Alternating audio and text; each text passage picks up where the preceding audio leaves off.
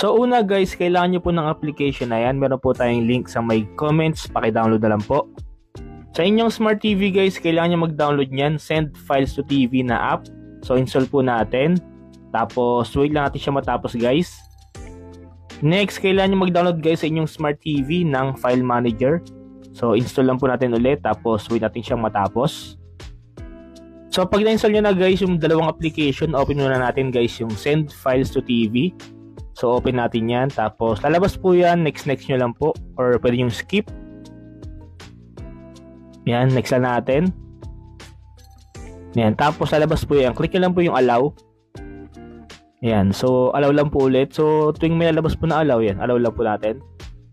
Tapos lalabas po yan, scroll down, punta po tayo sa may permissions.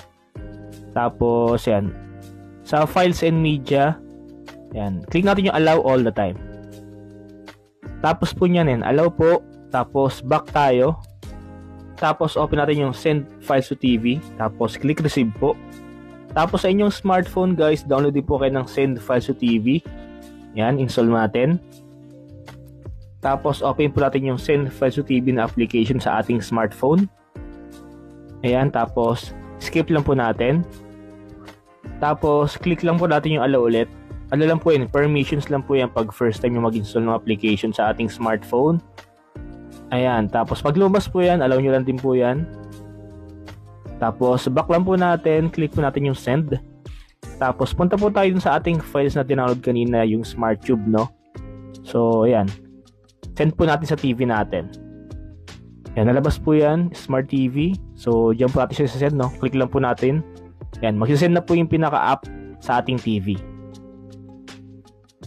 Next naman guys, open po natin yung file manager na application sa ating TV. So click lang po natin yung allow ulit. Tapos punta po tayo guys sa storage ng ating smart TV. Nasa download folder po siya, no? Yung application yan po, yung SmartTube. So install lang po natin sa ating TV yan. Yan, click natin. Tapos ayan, install lang po natin. Pag nilabas mong ganyan, allow lang din po yan. Kumbaga permissions lang ulit. So back, tapos install na po natin yung SmartTube sa ating TV. Ayan, tapos click lang po natin yung pinaka-application, tapos install lang po natin. Ayan, install. Tapos wait lang po natin siyang matapos. Ayan, so na-install na guys. Open natin yung ating SmartTube sa ating Smart TV. So yan na po ang ating bagong YouTube guys. Wala na pong ads yan, no? So try natin, mag-search tayo ng video. Try natin kung okay na, kung wala ng ads.